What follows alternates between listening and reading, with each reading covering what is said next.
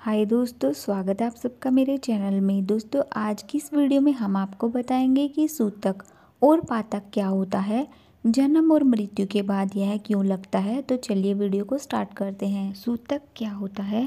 संतान का जन्म होने के पश्चात जो घर वालों को कुछ दिनों के लिए कर्म धर्म का पालन करना वर्जित हो जाता है, जैसे पूजा करना, अन्य दान करना आदि, इसी को नाम सूतक कहा जाता है। इसे राजस्थान में सावड़ कहते हैं, महाराष्ट्र में वृद्धि कहते हैं तथा उत्तर प्रदेश, मध्य प्रदेश, हरियाणा आदि में सूतक नाम से ही जाना जाता है। पातक क्या होता है?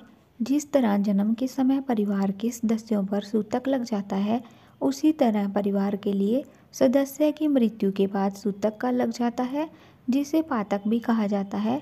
लेकिन जन्म मरण दोनों को सूतक शब्द से भी जाना जाता है। गरुड़ पुराण में सूतक शब्द नहीं प्रयोग करते हुए पातक शब्द का प्रयोग कर दिया जाता है। तब से लोग सूतक और पातक को अलग अलग मानने लगे हैं। वास्तव में ये दोनों एक ही होते हैं, क्योंकि दोनों जन्म मरण में कर्म धर्म का पालन नहीं किया जाता है। गरुड़ पुराण के अनुसार जब भी परिवार के किसी व्यक्ति की मृत्यु हो जाती है, तो घर के सदस्यों को पुजारी को बुलाकर गरुड़ पुराण का पाठ करवाकर पातक के नियमों को समझना चाहिए।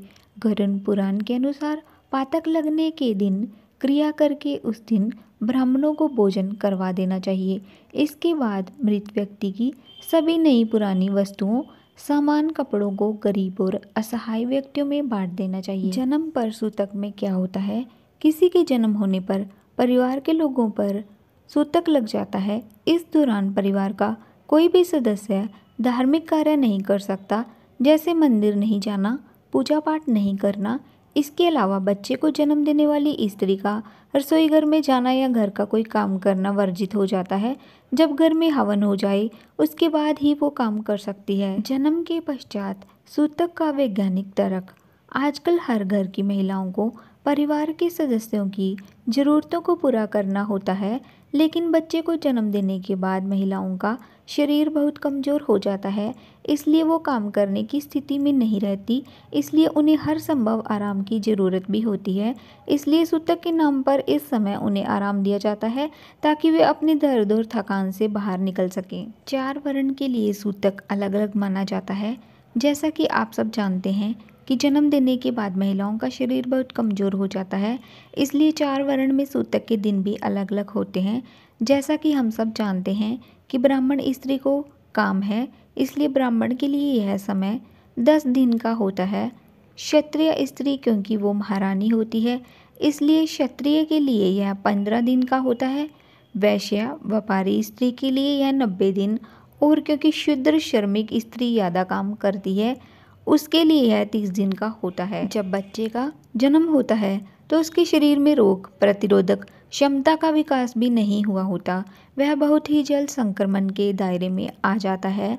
इसलिए 10 और 30 दिनों की समय में उसे बाहरी लोगों से दूर रखा जाता है। उस बच्चे को घर से बाहर नहीं लेकर जाया जाता।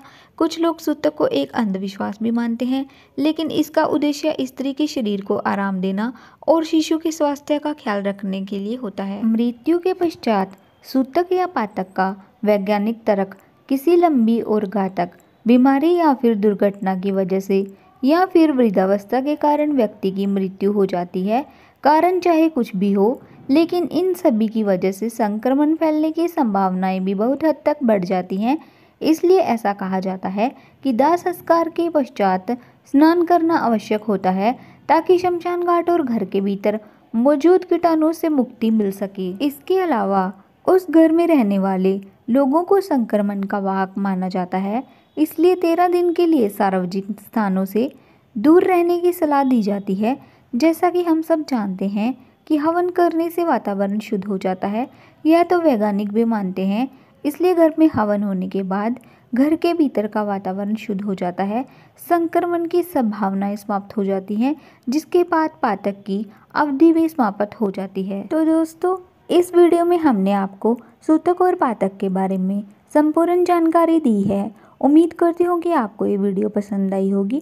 अगर आपको ये वीडियो पसंद आई है तो प्लीज़ बेल आइकन को प्रेस कर दीजिए, चैनल को सब्सक्राइब कर दीजिए, वीडियो को लाइक शेयर करना मत भूलिए। चलिए मिलते हैं नेक्स्ट वीडियो में किसी और अन्य जानकारी के साथ। तब तक के लिए बाय बाय, अपना ख्याल रखना।